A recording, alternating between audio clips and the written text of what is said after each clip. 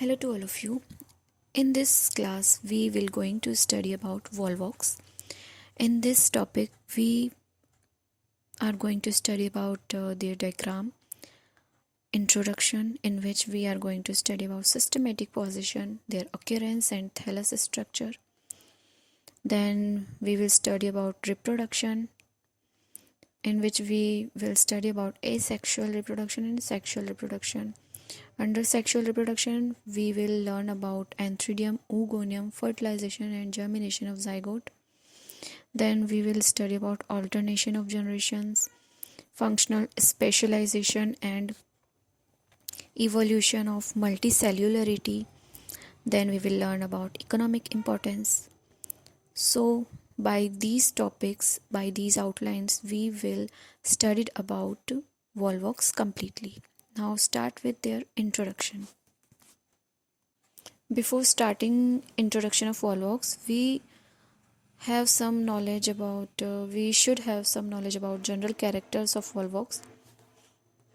So Volvox is the member of family Volvocaceae and have flagellated forms which form colonies. Number of cells in a colony is in multiple of 2 and each genus has a definite number of cells and determined at the embryonic stage, and it remains unchanged throughout life. Colonies with definite number of cells are known as Cynobia. Now come to the introduction of Volvox.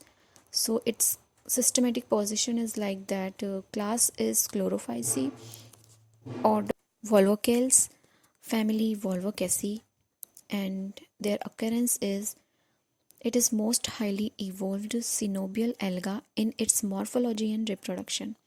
It has about 20 species which occur in temporary or permanent pools, receives an abundance of rainwater. Largest colonies are approximately 1 millimeter in diameter and are easily visible to naked eyes. Colonies multiply so rapidly during rainy season which covered entire pond and looks greenish. This having about 20 species. There are 5 species that are commonly found in India, that are Volvox globator, Volvox aureus, Volvox prolificus and Volvox africanus. Now we are going to study about thallus structure of Volvox. It is a colonial algae with shape of oval to spherical with 500 to 60,000 cells, similar to Chlamydomonas. Its cells are biflagellate arranged in a single layer within periphery of gelatinous colonial envelope. Adjacent cells are connected hexagonally by cytoplasmic strand formed during cell division. In some species, cytoplasmic strands are absent. Central hollow cavity of colony filled with watery or gelatinous matrix, which is made of gelatinous glycoprotein. In a colony, cells are usually in a pyriform shape with broad posterior and narrow anterior end. They are eukaryotes and show typical chlamydomonad structure. But in Volvox globator and Volvox rousseleti, it is of spherula type, and its protoplast is enclosed within a semi-permeable plasma membrane and forms outer boundary of cytoplasm. It having single nucleus, cup-shaped chloroplast, 2 contractile vacuoles, 2 flagella and an eye spot in each cell. Its nucleus is connected with flagellar through neuromotor apparatus of cell.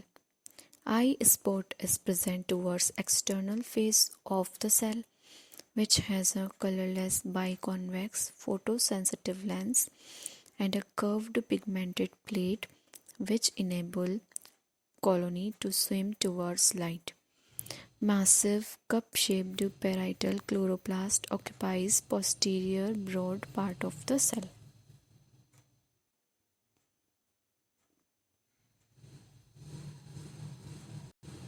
It has a single pyrenoid made up of central protein core and peripheral starch plates. Most cells of colony are vegetative, only few are reproductive.